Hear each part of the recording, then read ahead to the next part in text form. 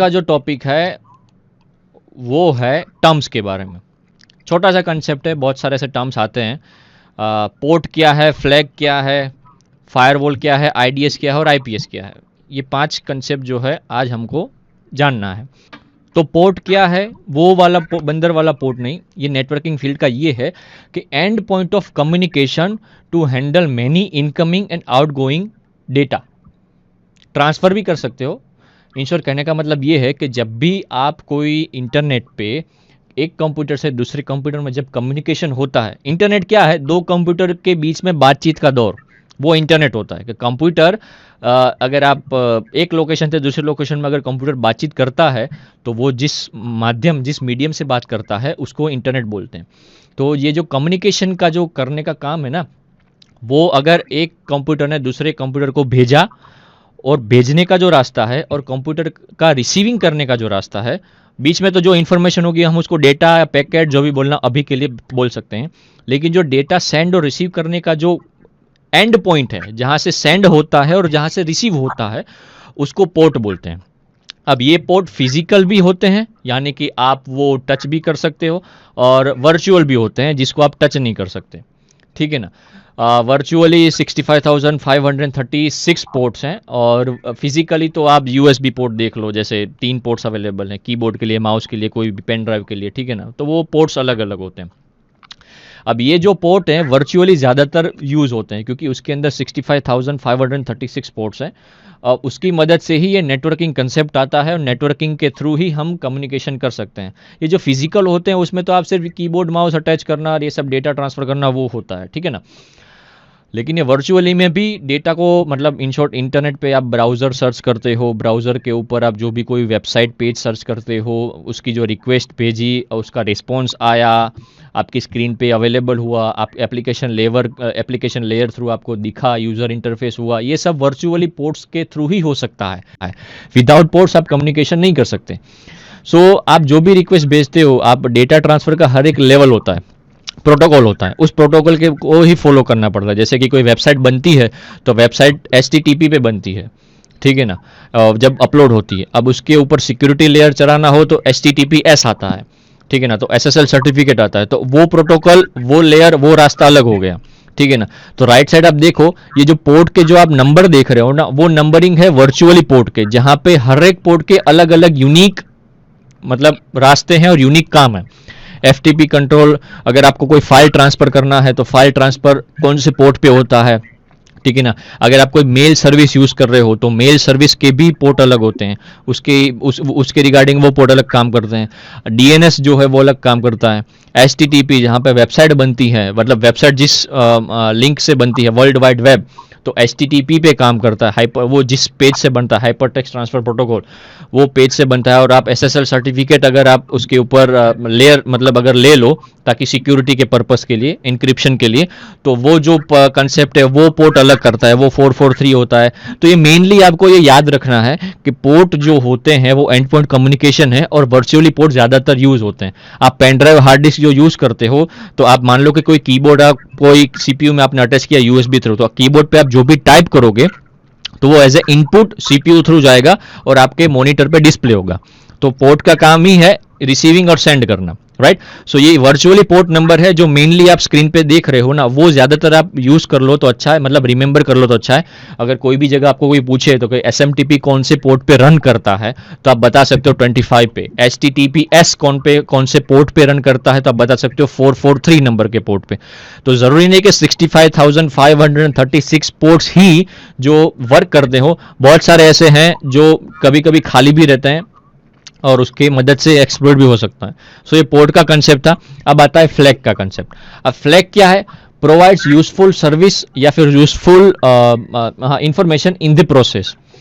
अब ये क्या है फ्लैग्स? जब भी कोई आप मैं Nmap का कंसेप्ट जब समझाऊंगा तब आपको पता चलेगा कि कोई भी अगर आपको हर एक टेक्निक अगर अलग अलग यूज़ करनी हो कमांड लाइन थ्रू, तो जो भी कमांड्स आप टाइप करते हो वो कमांड लाइन थ्रू आप कैसे इंफॉर्मेशन प्रोवाइड कर सकते हो। ठीक है ना। फॉर एन एग्जांपल, मैं अगर अभी आपके सिस्टम के सामने Nmap का कंसेप्ट बताता हूँ।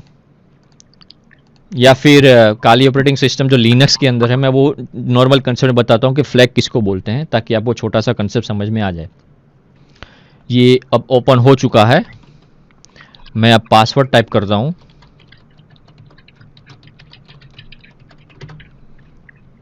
और यहाँ पे CLI बेस पे आपको कमांड पे दिखाता हूँ, list hyphen L ls hyphen help या फिर ls हाइफन h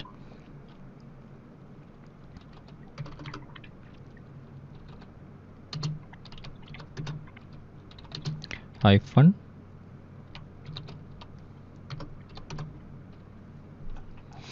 तो मैंने एक कमांड किया ls का मतलब होता है लिस्ट कमांड। मतलब मेरी सिस्टम के सामने जितने भी फोल्डर्स अवेलेबल होंगे या फिर कोई जितने भी डेटास अवेलेबल होंगे, वो पूरा का पूरा ये फोल्डर के साथ आपके स्क्रीन के सामने आ चुका था, ठीक है ना। तो ये लिस्ट हाइफन h है, ठीक है ना। तो ये हाइफन h करना, ये जो वर्ड है ना हाइफन हेल्प, तो उसकी मदद से जो आप स्क्रीन पे देख रहे हो hyphen a hyphen capital a hyphen small b, इसका जो मीनिंग है, तो ये जो कमांड आप टाइप करते हो ओरिजिनल कमांड के बाद, ठीक है ना, तो इसको फ्लैग बोलते हैं, जो इस यूजफुल इंफॉर्मेशन प्रोवाइड करती है, ठीक है ना। हाइफन जी मतलब no group, small G small capital D directory folder के लिए हाइफन स्मॉल डी है, ठीक है ना। हाइफन आई के लिए इनोड है। तो ये जो कमांड आप मेन कमांड के साथ जो उसके अंदर के जो छोटे छोटे कमांड्स होते हैं वो आप रन करते हो ना, तो उसको फ्लैग बोलते हैं, जो एक्स्ट्रा सर्विसेज प्रोवाइड करते हैं और एक्स्ट्रा वर्क करते हैं, ठीक है ना।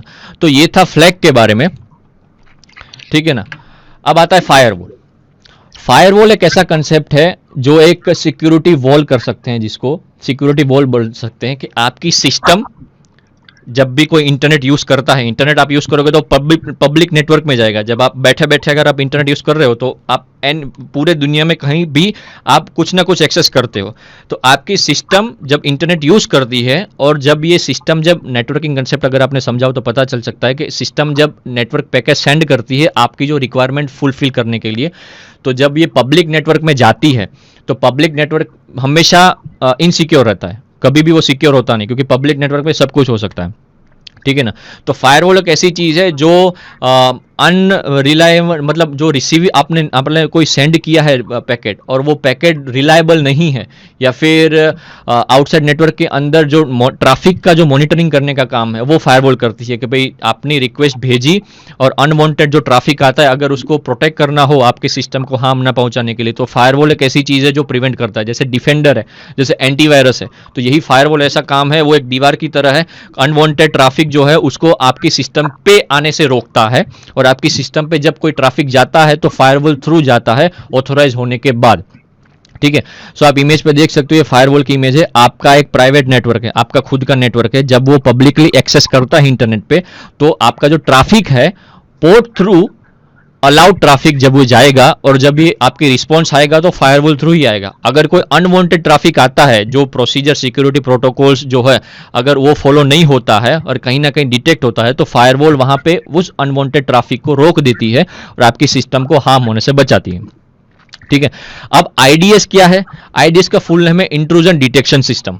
ये भी एक वन टाइप ऑफ फायरवॉल ही है, जिसमें क्या है कि ये डेटा ट्रैफिक जो है वो मॉनिटरिंग करती है। मतलब सेंड रिसीव जैसे फायरवॉल करता है वैसे ये सेम काम कंसेप्ट करती है, लेकिन अगर कहीं सिक्योरिटी ब्रीच होती है या फिर कोई अनवांटेड अटैक्स होते हैं तो आईडीएस सिर्फ मॉनिटर कर सकता है, लेकिन उसको प्रिवेंट नहीं कर सकता। मॉनिटर करने के बाद उसका रिपोर्ट जनरेशन ये सब होगा आईडीएस के थ्रू, ठीक है ना। उसके अंदर ह्यूमन की रिक्वायरमेंट होती है। आईपीएस में क्या है? आईपीएस ये है कि इंट्रूजन प्रिवेंशन सिस्टम, वो सिर्फ डिटेक्ट करता था आईडीएस, ये प्रिवेंशन, ये डिटेक्ट भी करेगा और एज वेल एज प्रिवेंट भी करेगा। इंट्रूजन प्रिवेंशन सिस्टम ये बाय डिफॉल्ट ऑटोमेशन ही है, मॉनिटर भी करेगा और प्रिवेंट भी करेगा कोई भी अटैक से। जैसे फायरवॉल बाय डिफॉल्ट अटैक कर देता है, लेकिन जरूरी नहीं है कि फायरवॉल है वो हर एक तरीके से सिक्योरिटी पैचेस और सिक्योरिटी प्रोटोकॉल्स फॉलो करके अपडेट अटैक कर मतलब रोक सकता है। कुछ ऐसे भी अटैक्स होते हैं जो फायरवॉल को भी बाईपास कर सकते हैं, फिर फायरवॉल को भी कूद के आ सकते हैं, जिसको बाईपास ऑथेंटिकेशन भी वर्ड बोला जाता है। तो आईपीएस आईडीएस क्या है? जनरली ऑर्गेनाइजेशन या वेबसाइट के टर्म पे यूज होता है, कि जहां पे ये कंपनीज या फिर कोई प्राइवेट ऑर्गेनाइजेशन है जो रखती है, ताकि उनके वेब सर्वर या वेबसाइट पे अटैक्स होता है तो वो मॉनिटर कर सकती है, ठीक है।